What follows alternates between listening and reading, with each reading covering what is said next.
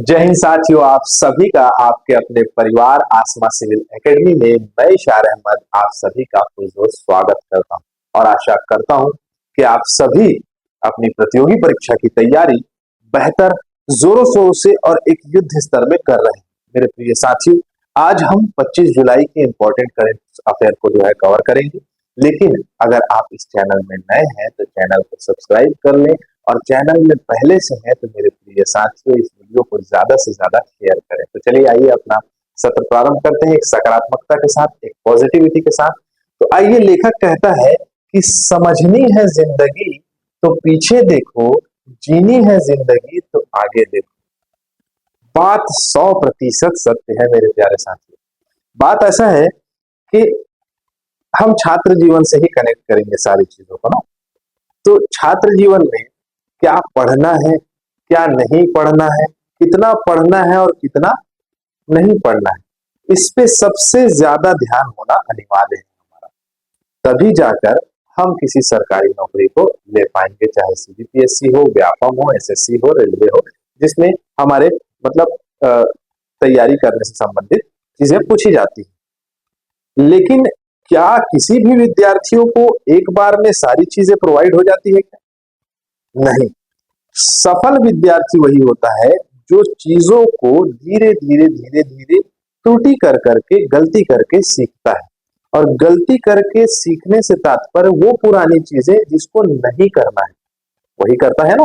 तो मेरे प्रिय साथियों, कि हमें कभी भी किसी भी चीज को करने से पहले एक बार ये सोच लेना चाहिए कि इसमें हमने पहले किसी प्रकार की गलती की थी या नहीं। मान के चलो, अगर भारत का इतिहास पढ़ने को कहा जाए तो आप प्राचीन भारत के इतिहास को पढ़ेंगे। लेकिन प्राचीन भारत के इतिहास में अगर आप कहें कि किसी मूवी को रिलेट कर रहे हैं, मान के चलो सिंधु घाटी सभ्यता से संबंधित एक मोहनजोदाड़ो नाम की मूवी आई थी, किसकी? ऋतिक रोशन की। तो उसमें आप उसको पढ़ने के लिए, सिंधु घाटी सभ्यता को पढ़ने के लिए मूवी तो नहीं देखेंगे, है ना। मूवी देख ले तो काम चल जाना है, ठीक है। अगर कोई विद्यार्थी खाली मूवी देख के ये समझ जाए कि मुझे जो है इससे सारी चीजें सीखने को मिल गई, तो ऐसा नहीं, सीखने को मिलता है। लेकिन एंड ऑफ द डे उसको सारी चीजें पढ़नी होगी कि सिंधु घाटी सभ्यता की खोज किसने की, सिंधु घाटी सभ्यता कहाँ स्थित है, किस प्रकार से, किस डायमेंशन में वो फैला हुआ है, कितने दूर में उसका विस्तार है, कौन कौन जो है, कौन कौन से जो स्थल है वो प्रमुख स्थल है जिससे संबंधित प्रश्न पूछे जाते हैं।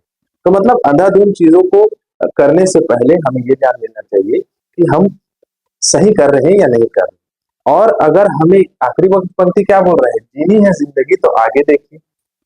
अगर आपका लक्ष्य सुनिश्चित है, आप अपने लक्ष्य के प्रति दृढ़ संकल्पित हैं, तो आप अपने लक्ष्य को याद करते हुए कड़ी परिश्रम करेंगे, कड़ा मेहनत करेंगे, बेहतर तरीके से एफर्ट लगाएंगे। तो यही चीज है मेरे साथियों कि आप लोगों को बेहतर तरीके से जीवन जीने के लिए अपनी पुरानी गलतियों को दूर करना है और आगे ये देखना है कि हमें जो चीज पाना है या किसी सरकारी नौकरी को लेना है, जैसे सीबीपीएससी हो, व्यापम हो, एसएससी हो, रेलवे, किसी भी प्रकार का एग्जाम आपको निकालना है, तो उसके लिए हमें किस प्रकार की मेहनत करनी है ये सबसे ज्यादा जरूरी है। इसीलिए मैं आप लोगों को रोज बोलता हूँ कि इशार सर आप लोगों को रोज डोज लेने के लिए क्या बोलते हैं, आज 25 जुलाई है, कल 26 जुलाई, तो 25 जुलाई को ही 26 जुलाई का क्या कर लो, प्लान कर लो। और प्लान करने के बाद 26 जुलाई को उस प्लान को अचीव करने के लिए पूरा का पूरा जान लगा दो। ठीक है, प्रेजेंट में लेना चाहिए लेकिन भविष्य के बारे में सोचना भी चाहिए ताकि हम बेहतर तरीके से अपना जीवन यापन कर सकें। क्लियर है? चलिए, बहुत सारी बातें हो गई। लास्ट टाइम मैंने प्रश्न क्या पूछा था कि संघ लोक सेवा आयोग के अध्यक्ष का नाम बताइए जिसने अभी हाल ही में इस्तीफा दे दिया है। तो कौन कौन सही आंसर दिए हैं आइए देखते हैं। मनोज सोनी जी है, जिसमें रोशनी देवांगन ने संघ लोक सेवा आयोग के अध्यक्ष मनोज सोनी ने इस्तीफा दे दिया। वेरी गुड रोशनी। शशि टंडन ने जवाब दिया है मनोज सोनी ए। बेटा ऑप्शन भी लिखा करो, है ना। वैसे आपने सवाल का जवाब सही दिया है, वेरी गुड शशि। उसके बाद है आपका रेखा खोटे, सर जी इसका पीडीएफ कहाँ मिलेगा? बेटा टेलीग्राम में तुरंत सर्च करो, AASMA आसमा सिविल एकेडमी, है ना। तुरंत ये सर्च करो, आपको हमारा टेलीग्राम मिल जाएगा। और आप इसमें जो है ज्वाइन हो जाओ, ठीक है, जिसमें आप लोगों को पीडीएफ मिलेगा और आप लोगों के लिए खुशखबरी भी है कि प्रॉपर एक मैगजीन तैयार हो रही है जिससे आप लोगों को करंट अफेयर में और जो है पकड़ बन जाएगी, आप उसको और अच्छे तरीके से पढ़ पाएंगे, फ्री ऑफ कॉस्ट हमारे टेलीग्राम चैनल में मिल जाएगा, ठीक है। सर्च करो आसमा सिविल एकेडमी, क्लियर। विश्व ड्राउनिंग क्या है? ड्राउनिंग प्रिवेंशन दिवस, वर्ल्ड ड्राउनिंग प्रिवेंशन डे, मतलब कि डूब जाने वाले लोगों के दुख में बनाया जाने वाला दिवस संयुक्त राष्ट्र के द्वारा मनाया गया, 2021 से स्टार्ट हुआ है ये हर साल आज के दिन मतलब 25 जुलाई को मनाया जाता है। वैसे अगर बड़े बुजुर्ग जो कहे गए हैं अगर उस बात को मानते हो तो अच्छी बात है और नहीं मानते हो तो बुरी बात है कि जीवन में आग, पानी और हवा, ये तीन के साथ खिलवाड़ नहीं करना चाहिए। और अधिकतर देखा गया है कि अगर आपको तैरना नहीं आता है और बारिश पानी का मौसम चल रहा है, सब जगह के जलप्रपात, सब जगह की पॉन्ड्स, सब जगह की जो आपके तालाब है, नदी है, वो अच्छी तरीके से लबालब है, तो कृपया करके गहरे पानी में नहीं जाना, ठीक है। चलो तो देखें कि 2021 से संयुक्त राष्ट्र महासभा द्वारा ये स्टार्ट किया गया है, हर साल 25 जुलाई को मनाया जाता है। उद्देश्य क्या है? पानी तक पहुंच को नियंत्रित करने वाले अवरोधों की स्थापित करना, बच्चों के लिए पानी के लिए दूर दूर होने के लिए सुरक्षित स्थान उपलब्ध कराना। WHO इस मौके पर के लिए सोशल मीडिया पे क्या चला रहा है, मतलब वर्ल्ड हेल्थ ऑर्गेनाइजेशन क्या है? ड्राउनिंग प्रिवेंशन, ठीक है, मतलब लोगों को बचाओ डूबने से, ठीक है। अगला है आज का प्रश्न, पहला, सामाजिक न्याय एवं अधिकारिता मंत्रालय के तहत दिव्यांग जन के सशक्तिकरण विभाग के हाल ही में निजी संस्थानों और स्टार्टअप्स के लिए कितने कितने समझौते ज्ञापनों पर हस्ताक्षर किया गया है? कौन सा मंत्रालय है? सामाजिक न्याय एवं अधिकारिता मंत्रालय जो है वो बेसिकली जो दिव्यांग जन, जो जितने भी मतलब शारीरिक रूप से सक्षम नहीं है, उनके स्टार्टअप्स के लिए, उनकी उद्यमिता विकास के लिए, उनको काम प्रोवाइड करने के लिए, उनके मतलब कार्यरत करने के लिए उनको जो है 72 टोटल कितने 72 समझौते पर हस्ताक्षर किया है। और ये बहुत अच्छी पहल है और ये पहल जो है उनके सारे डायमेंशन के या सारे एरिया के जो है आपके क्या विकास को बढ़ाएगा, ठीक है, आप लोगों को ये पता होना चाहिए। अगला है हमारे सामने प्रश्न, वो कौन सा है? तो संयुक्त राष्ट्र की किस विशेष एजेंसी ने वैश्विक दक्षिण में संयुक्त नवाचार कार्यक्रम बनाने की दिशा में नीति आयोग का एक पैनल है जिसका नाम है अटल नवाचार मिशन के साथ हाथ मिलाया है? तो इसका मैं आपको आंसर बता दूं, आंसर होगा इसका WIPO, world intellectual property organization. क्या बोला? वर्ल्ड इंटेलेक्चुअल प्रॉपर्टी ऑर्गेनाइजेशन, इसका फुल फॉर्म है। ये बेसिकली साथियों क्यों किया गया है? तो ये भी उद्यमिता विकास के लिए, भारत की अर्थव्यवस्था को बेहतर करने के लिए, आपने ग्लोबल इकोनॉमिक इंडेक्स का नाम सुना होगा, GII, ठीक है। क्या होता है इसका फुल फॉर्म? तो इसका होता है आपका full form global innovation, sorry economic बोल दिया था मैं, इनोवेशन इंडेक्स जारी करती है, यही संस्था करती है। कौन? तो WIPO जो है ये करती है। ये क्या करेगी?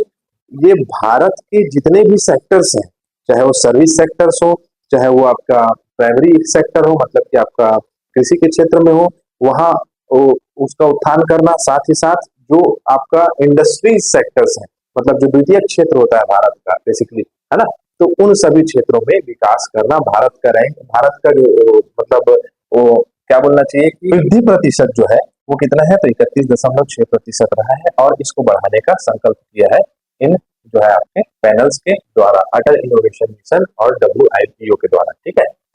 फिर उसके बाद है इस्टोनिया में भी चुनाव चल रहे हैं, यहाँ भी काफी उथल पुथल चल रही है। तो इस्टोनिया की नई सरकार बनाने के लिए कौन तैयार है? क्योंकि संसद ने रिफॉर्म पार्टी के उम्मीदवार को प्रधानमंत्री पद का जनादेश दिया है। तो पहले ये पता होना चाहिए कि इस्टोनिया कहाँ है? तो यूरोप महाद्वीप में है और इसके नए प्रधानमंत्री जो है आपको शपथ लेते हुए दिखाई देंगे क्रिस्टल मिशेल। प्रश्न को घुमा के मैंने जरूर बनाया है लेकिन क्रिस्टल मिशेल को आप याद रखिएगा, क्यों? क्योंकि प्रश्न पूछने की संभावनाएं बढ़ जाती है, ठीक है। यूरोप महाद्वीप का एक देश है, इनको जो है बहुमत से 64 सांसदों के जो है आपका इसमें जो है आपका पक्ष में मतदान किया था, मात्र 27 जो है इनके खिलाफ मतदान दिए, वो भी कर में वृद्धि से संबंधित बातों में बहस चली है। लेकिन आपको ये पता होना चाहिए कि इस्टोनिया के प्रधानमंत्री के रूप में कौन दिखेंगे? तो क्रिस्टल मिशेल ये सामने आपको दिखाई दे रहे हैं। उन लोगों ने जो है अपनी बात रखी कि कर इसलिए बढ़ा रहा हूँ तो तुम्हें को डिफेंस वाले सेक्टर्स में और बाकी सेक्टर्स में क्या करना है? वृद्धि करनी है, बेहतरी करनी है, क्लियर। चलो, भारत में पहले व्यक्तिगत ओलंपिक स्वर्ण पदक विजेता का नाम बताइए। व्यक्तिगत स्वर्ण, और ये वर्ड को याद रखना मेरे प्यारे साथियों। भारत के पहले व्यक्तिगत ओलंपिक स्वर्ण पदक किसने जीता था? ठीक है, जिन्हें अंतरराष्ट्रीय ओलंपिक समिति आईओसी के द्वारा मतलब इंटरनेशनल ओलंपिक काउंसिल के द्वारा ओलंपिक ऑर्डर से सम्मानित किया गया है, जिनका नाम क्या है, अभिनव बिंद्रा। ये जो है आपका शूटिंग प्रतियोगिता में जो है क्या रहे हैं, आपका गोल्ड मेडल प्राप्त किया था 2014 में। ये आईआईएसएसएफ के, ठीक है, आईआईएसएफ के क्या थे, तो आपके अध्यक्ष के रूप में भी कार्यरत रह चुके हैं। यहीं पर दिखाया होगा, देख लेना कि 10 अगस्त 2024 को पेरिस में 142वें आईओसी सत्र के दौरान ये अवार्ड इनको दिया गया है। और कौन है, अभिनव बिंद्रा, बहुत ही शानदार खिलाड़ी है। 2014 में इनके अध्यक्ष के रूप में काम कर चुके हैं, किसके, तो आईआईएसएफ के, ठीक है, सॉरी आईएसएसएफ के, है ना, क्षमा चाहूंगा, हो जाता है, जबान है पलट जाती है। हाल ही में आई खबरों के अनुसार कितनी भारतीय भाषाओं को शास्त्रीय भाषा से का दर्जा दिया गया है, तो कितनी भाषाओं को दर्जा दिया गया है, तो आपको पता होना चाहिए, टोटल 6 भाषाएं हैं जिनको किसका दर्जा दिया गया है, शास्त्रीय भाषाओं का दर्जा दिया गया है। और ये 6 भाषाएं कौन कौन सी है, आइए देख लेते हैं। तो आपको दिखाई दे रहा होगा, तमिल, संस्कृत, कन्नड़, तेलुगु। क्या क्या मैंने बताया, तमिल, संस्कृत, कन्नड़, तेलुगु, मलयालम और उड़िया को शास्त्रीय भाषा का दर्जा दिया गया है। ठीक है, 6 भारतीय भाषाओं को शास्त्रीय भाषा का दर्जा दिया गया है केंद्रीय मंत्री गजेंद्र सिंह शेखावत जी के द्वारा। ठीक है, आगे बढ़े। क्लासिक लैंग्वेजेस याद रखना, द वॉल के नाम से मशहूर किस हॉकी खिलाड़ी ने ओलंपिक, पेरिस ओलंपिक के बाद कहा है कि मैं जो है संन्यास ले लूंगा, तो क्या नाम है इनका, प्री आर श्रीजेश। इन्होंने ही जो है आपका लास्ट टाइम ओलंपिक में वॉल का काम करके, मतलब क्या है आपका गोलकीपर है, गोलकीपर रह के मतलब आपका गोल को रोकते थे, इसीलिए जो है इनको द वॉल की उपाधि दे दी गई थी। और क्रिकेट में अगर कहा जाए तो क्रिकेट में द वॉल किसके कहा जाता है, ये आप लोगों को आंसर देना है। ठीक है, तो हॉकी दिग्गज खिलाड़ी पीआर श्रीजेश आगामी पेरिस ओलंपिक 2024 के बाद क्या ले लेंगे, संन्यास ले लेंगे। 300 अधिक मैच खेल चुके हैं। ठीक है, टोक्यो ओलंपिक, ठीक है, लास्ट में टोक्यो ओलंपिक होता है, इसमें भारत क्या मिला था, तो आपका रजत पदक मिला था, सॉरी कांस्य पदक मिला था। और कांस्य पदक में जो है आपका इन्होंने अपना बहुत ही अच्छा योगदान दिया था। ठीक है, आगे बढ़े। 2006 में ये पदार्पण किए थे, मतलब पहली बार इन्होंने खेला था। वित्त मंत्री निर्मला सीतारमण ने संसद के बजट सत्र के दौरान 2024-25 में रिकॉर्ड खालिस्तान लगाकर लगातार केंद्रीय बजट पेश किया है। तो ये जो है 2023 जुलाई 2023 को ये क्या लिखा गया है, ये हो सकता है कुछ गलत हो। हाँ ठीक है, सही है, 23 जुलाई को जो है ये प्रेषित किया गया था, क्षमा चाहूंगा मैं इसके लिए।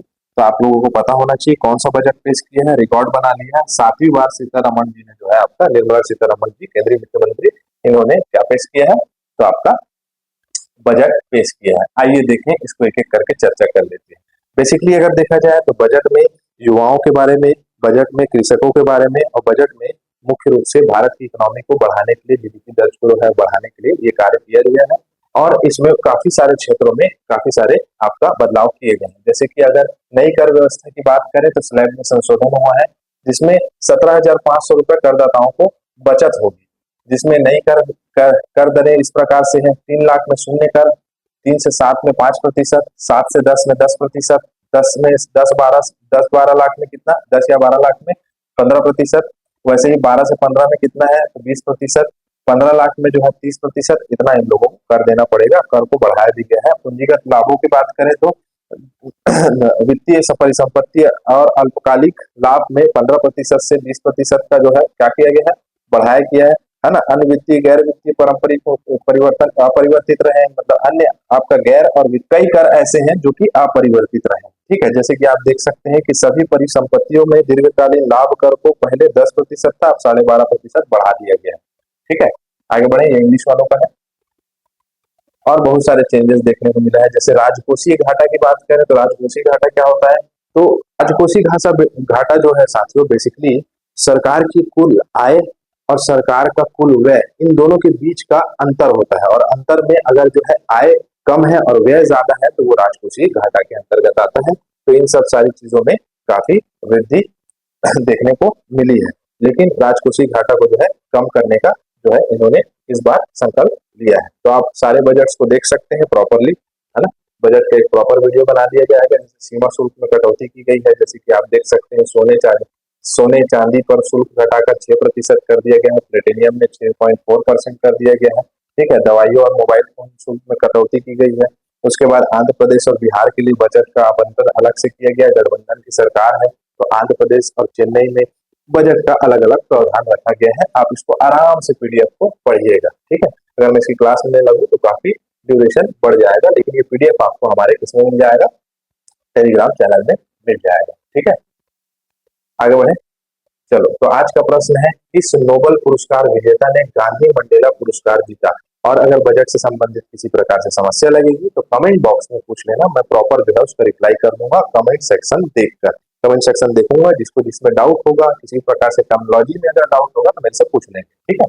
किस नोबेल पुरस्कार विजेता ने गांधी मंडेला पुरस्कार जीता है, तो ये आप लोगों के लिए प्रश्न है। तो यहाँ पर हमारा सत्र कंप्लीट होता है। इस वीडियो को ज्यादा से ज्यादा शेयर करिएगा। इसी के साथ मैं इजाजत चाहूंगा। जय हिंद, जय भारत।